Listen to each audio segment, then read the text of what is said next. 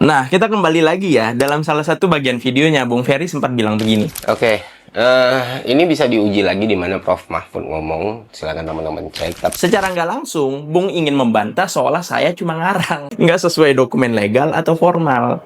Tapi, gimana faktanya? Mari kita bahas. Pertama, kalau Bung Ferry belum nonton, coba deh nonton video Prof. Mahfud MD saat jadi tamu di podcastnya Prof. Renald Kasali. Di situ Prof. Mahfud bilang begini. Hukum dengan cara melanggar hukum.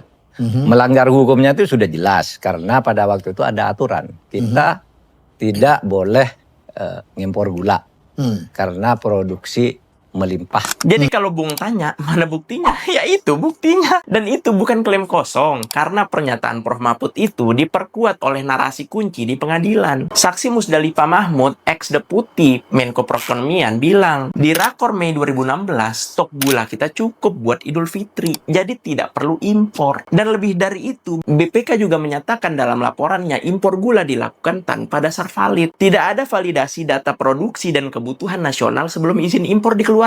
Bahkan 1,69 juta ton impor dilakukan tanpa rakortas alias melanggar aturan. Kedua, kalau Bung Ferry bicara soal dokumen legal, saya mau tanya deh, udah baca belum 1.500-an halaman putusan pengadilan tipikor terkait kasus ini? Atau cuma baca-baca headline berita aja?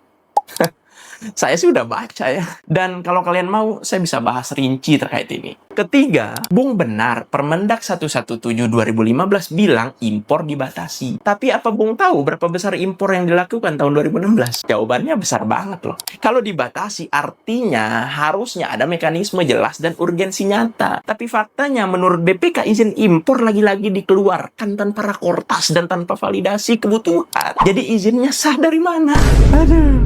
Terakhir, saya cuma mau bilang, kalau Bung cuma memahami secara tekstual dari konten saya, tanpa lihat keseluruhan konteks dari kasus ini, lalu bilang saya gagal jalistung, itu yang saya sebut dengan cacat logika. Bahkan, saya meragukan Bung ini sebenarnya sempat berpikir nggak ya soal timeline dari kasus ini? Atau soal timeline dari impor pertama kapan terjadi? Tom Lembong dilantiknya kapan? Permendak itu disahkan kapan? Impor besar-besaran dari 8 perusahaan itu prosesnya bagaimana? Kalau semua itu nggak diurai, terus langsung nuduh orang sesat, ya itu bukan diskusi. Itu cuma framing berbahaya hanya untuk mendapatkan views terus menjatuhkan orang lain secara nggak langsung. Tapi gimana menurut kalian?